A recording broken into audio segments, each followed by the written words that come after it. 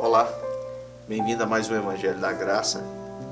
Continuando ainda, quero falar mais um pouquinho sobre o nascimento de Jesus e outro aspecto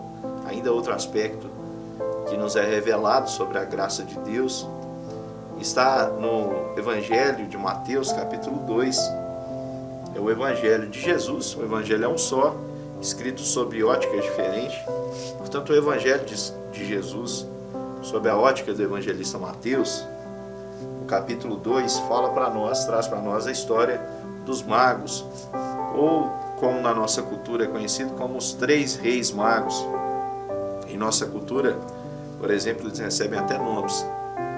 Mas o importante, o traço da graça nessa história, é que esses magos vieram de longe, guiados pela fé, por uma estrela, que eles acreditariam conduzi-los até o recém-nascido rei dos judeus. E claro, foram procurar o rei no palácio. E tendo procurado o rei, o recém-nascido rei dos judeus, essa notícia alarmou muito Herodes, que era de fato o rei dos judeus. Diz o texto que Herodes, tendo ouvido essa notícia, se alarmou. E o versículo de número 4 diz que então ele convocou todos os principais sacerdotes, que eram homens da religião. Eu já falei para vocês que o contexto da cidade de Jerusalém era uma cidade que girava em torno do templo, era uma cidade muito religiosa, uma cidade para a qual afluía povos de todas as nações, a fim de não só conhecerem o templo, que era uma das maravilhas antigas, mas também de participar ali das festividades religiosas. Portanto, ele chama os homens da religião, os sacerdotes, os escribas, que eram os intérpretes, e eles trazem informações precisas, informações, vamos dizer assim, de cunho teológico. Eles dizem ali, indagava dele onde o Cristo deveria nascer, e eles responderam, no versículo 5, em Belém da Judéia. E citaram ainda o texto no qual revela isso. No versículo 6 eles citam: "E tu, Belém, terra de Judá, não és de modo algum menor entre os principais de Judá, porque de ti sairá o guia que há de apacentar o meu povo Israel." Ou seja, eles tinham a informação teológica, o conhecimento teológico preciso. No entanto, para eles, Cristo, o guia, era uma realidade muito distante. Mas não para esses magos que creram, ainda que morando longe. O que motivaram esses homens? Qual fé?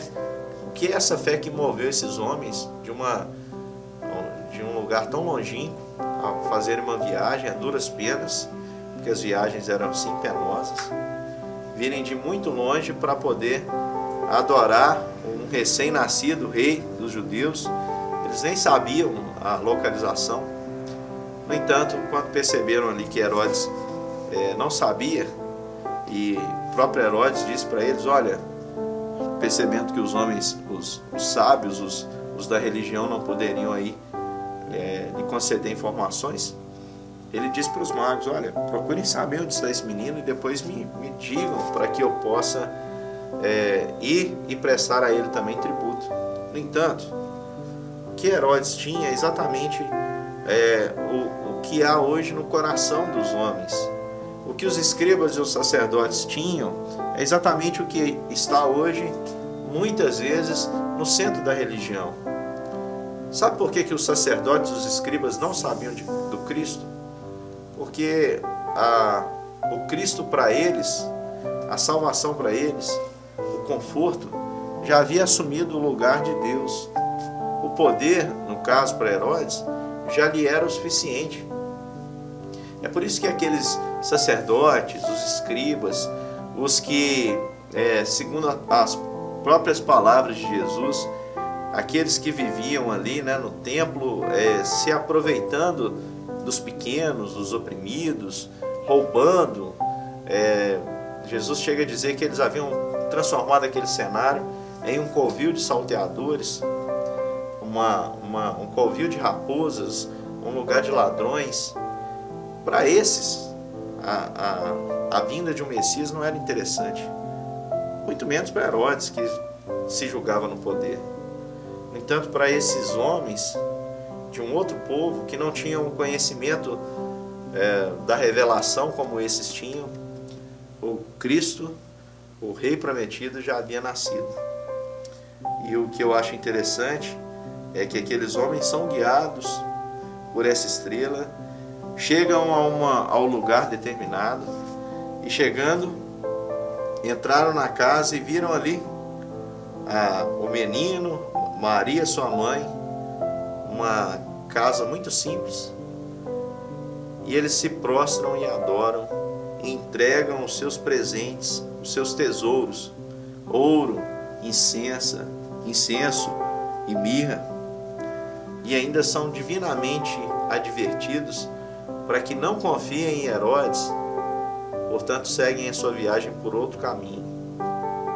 Tendo feito isso, você conhece bem a história, Herodes, o rei do povo de Deus, mandou matar todas as crianças de até 2 anos, mandou matar todos os meninos de Belém, todos os arredores, de 2 anos para baixo, conforme o tempo do qual com precisão informara os magos.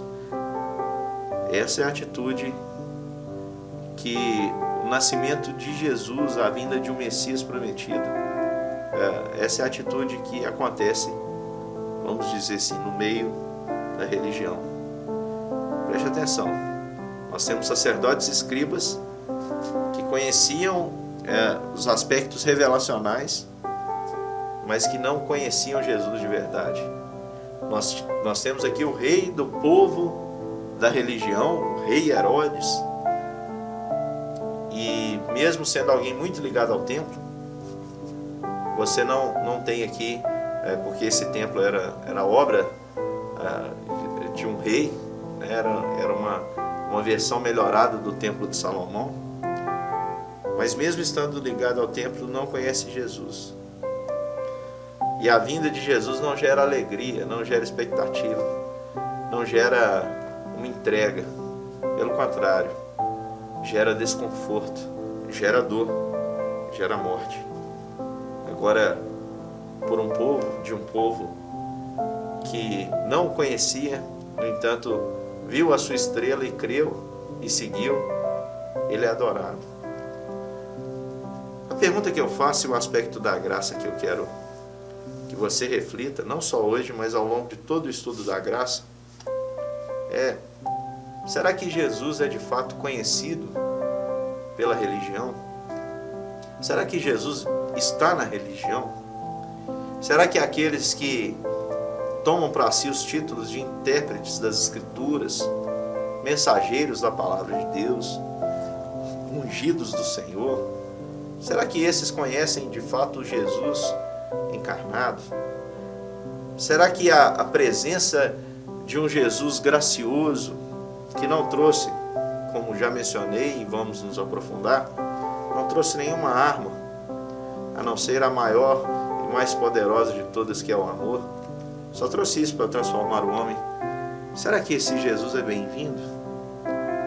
Ou será que a sua presença atormenta aos religiosos, atormenta aqueles que têm propósitos escusos? Será que a sua presença atormenta aqueles que lutam por poder? Por isso eu digo para você, para que você se ligue a esse aspecto da graça.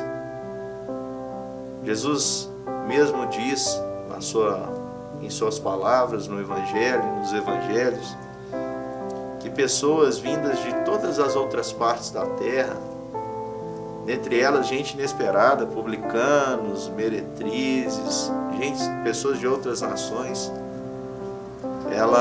eles virão e tomarão o lugar que era aparentemente cativo daqueles que aparentemente pertencem a Deus.